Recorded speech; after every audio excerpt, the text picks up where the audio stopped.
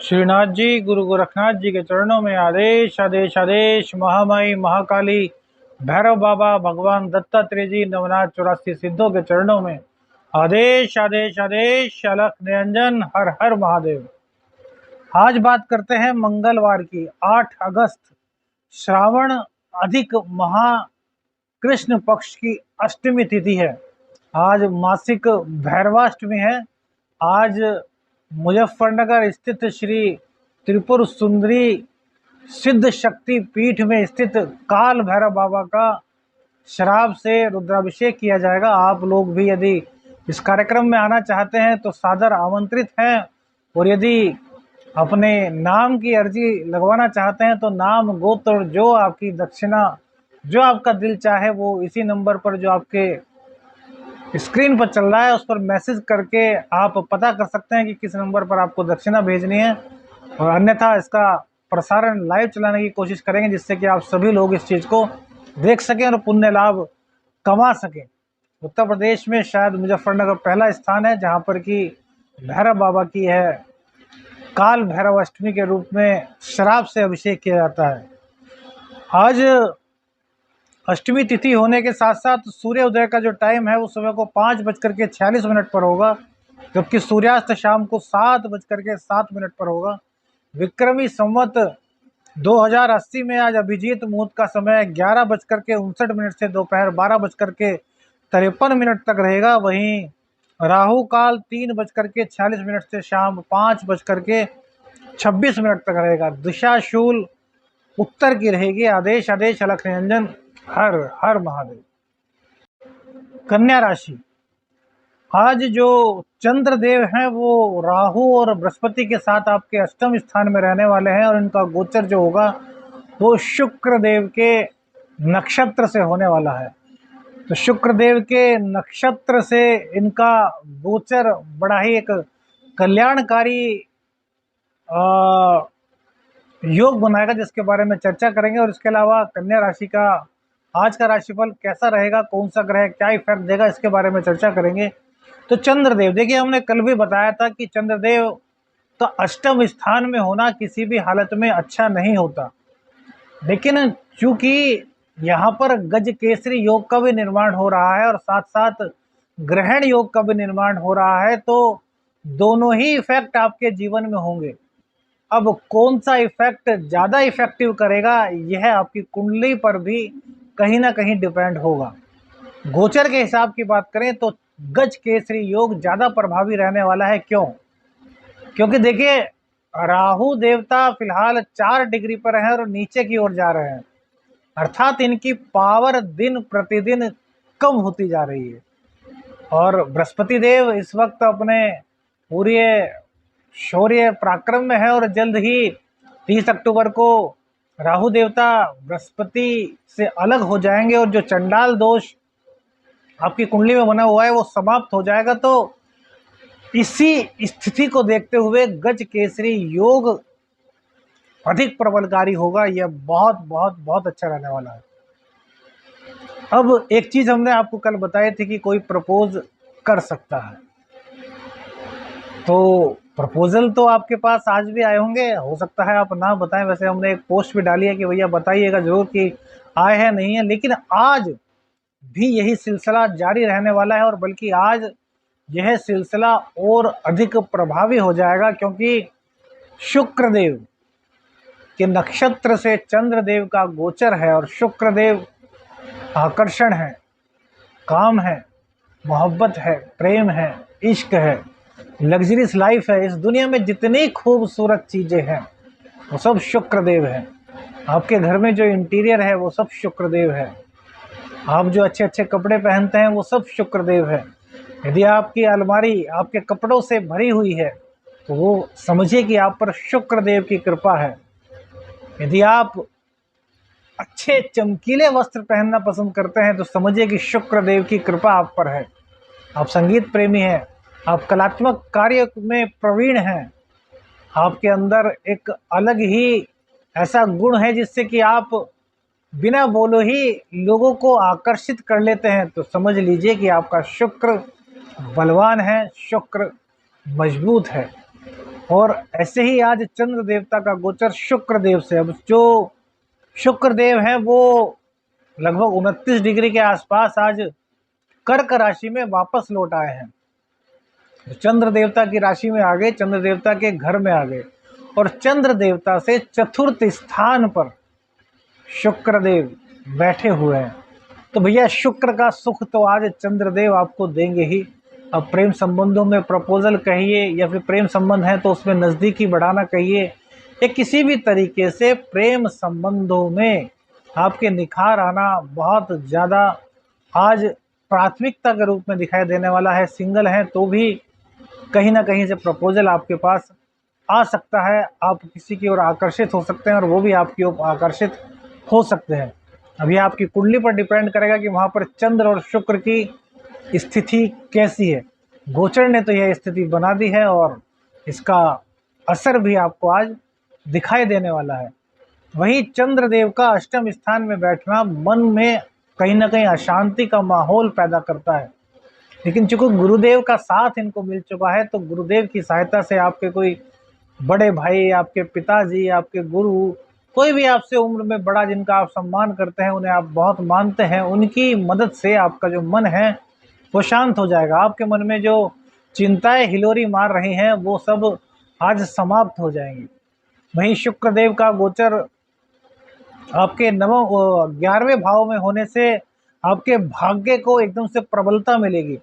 अभी कई दिनों से आप लोग आमदनी को लेकर थोड़े चिंतित हैं, तो अब आपकी आमदनी बढ़नी शुरू होगी। देखिए आपकी कुंडली में जो कर्मेश है वो तो बुधदेव है, और बुधदेव अभी 12वें भाव में है, तो लग्नेश होने के कारण ये कहीं ना कहीं व्यय कर रहे हैं। मुंह संबंधी रोग, मन में कुछ चिंता, गुस्सा अधिक आना, यह सब चीज़ें आपकी चल रही हैं। लेकिन शुक्र देव के आने से आपको राहत मिलेगी, और क्योंकि चंद्रदेव भी शुक्र देव के नक्षत्र से गोचर कर रहे हैं तो यहाँ भी आपको सफलता, आमदनी प्राप्त करने में मिल जाएगी। अब शुक्र देव की दृष्टि आपके पंचम भाव पर होगी, जहाँ पर कि शनिदेव की साधारण राशि मकर है। अब मकर राशि को शुक्र देव देखेंगे तो वो भाव भी आपका एक्टिव होगा, तो प्रेम संबंध बहुत मजबूत बनेंगे। वहीं एक चीज और है कि सूर्य देव की दृष्टि भी वहां पर बन रही है, तो एक से अधिक प्रेम संबंधों में पड़ सकते हैं भैया। ज्ञान के बल पर धनार्जन तो कर लेंगे, लेकिन चरित्र में कहीं ना कहीं कुछ मलिनता आ सकती है, क्योंकि देखिए सूर्य और शुक्र दोनों आपस में बिल्कुल भी मित्र नहीं हैं। लेकिन चंद्रमा से सूर्य चतुर्थ स्थान में बैठे हुए हैं, इसलिए माँ समान किसी स्त्री की आपको सलाह बुरी लगेगी, लेकिन वो आपके भविष्य के लिए आपको सलाह बहुत अच्छी देने वाली है, तो उनकी सलाह भी मानिए। भैया हमने बहुत से ऐसे लोग देखे हैं जो कि बाहर सलाह मांगते हैं लेकिन अपने घर के बुजुर्गों को भूल जाते हैं। अरे भैया बाहर के जो बुजुर्ग हैं, क्या उनके पास आपके बुजुर्गों से ज़्यादा एक्सपीरियंस है? इस बात की अगर आप गारंटी देते हैं तब तो बात अलग है। यदि आपके पास ऐसी कोई गारंटी नहीं तो भैया फिर घर के बड़े बुजुर्गों को क्यों भूल जाते हो? घर के बड़े बुजुर्गों से सलाह लीजिए, उनके पास बैठिए, अपने शनि और बृहस्पति को मजबूत कीजिए, शनि और बुध को मजबूत कीजिए, क्योंकि भैया कहा गया है बूढ़ा बच्चा एक समान। और बूढ़े में, वृद्ध में शनिदेव तो हैं ही, साथ में उनके अंदर बचपना भी आता है, क्योंकि उनका बचपन कहीं ना कहीं लौटता है, तो वो बुध के भी परिचायक होते हैं। तो क्यों बाहर भटकते हैं भैया? वो बदकिस्मत हैं जो अपने घर के बुजुर्गों को छोड़ करके कहीं और एडवाइस लेने जाते हैं। हो सकता है जिस काम की आप एडवाइस उनसे ले रहे हो अपने घर के बड़े बुजुर्गों से, उस चीज़ का उनको कोई एक्सपीरियंस ना हो, लेकिन दुनिया के जो जुल्म सितम हैं उसके जो फराटेदार ये होते हैं ना, ये उन्होंने बहुत सह रखे हैं। ऐसे ही आपको बड़ा नहीं किया, ऐसे ही आपके पिताजी को बड़ा नहीं किया उन्होंने। हर चीज़ उन्होंने दुनिया की देखी है, धूप में बाल सफ़ेद किए हैं भैया, अनुभवों की कड़ी चोट खाई है उन्होंने। भले ही आपके फील्ड की जानकारी आपको ना दे सके, लेकिन क्या अच्छा रहेगा उस फील्ड में, क्या बुरा रहेगा, इसकी सटीक जानकारी आपको देंगे। शनिदेव छठे भाव में है तो याद रखिएगा, बड़े बुजुर्गों की शागिर्दी में रहेंगे, छत्र छाया में रहेंगे, तो हमेशा फायदे में रहेंगे। और शुक्र देव भी यही बता रहे हैं, शनि की राशि को देख रहे हैं। शनि और शुक्र बहुत अच्छे मित्र हैं। शनि को मना लीजिए, बुध को मना लीजिए, बृहस्पति को मना लीजिए, शुक्रदेव की कृपा अपने आप ही आ जाएगी। बृहस्पति और शुक्र की चतुर्थ दृष्टि, आपस में जो संबंध बन रहा है वो चतुर्थ का बन रहा है। दोनों ही गुरु हैं, दोनों में ही 36 का आंकड़ा है। तो इसलिए आज आपको आध्यात्मिक ज्ञान भी बेहतर होगा और भौतिक ज्ञान भी बेहतर होगा।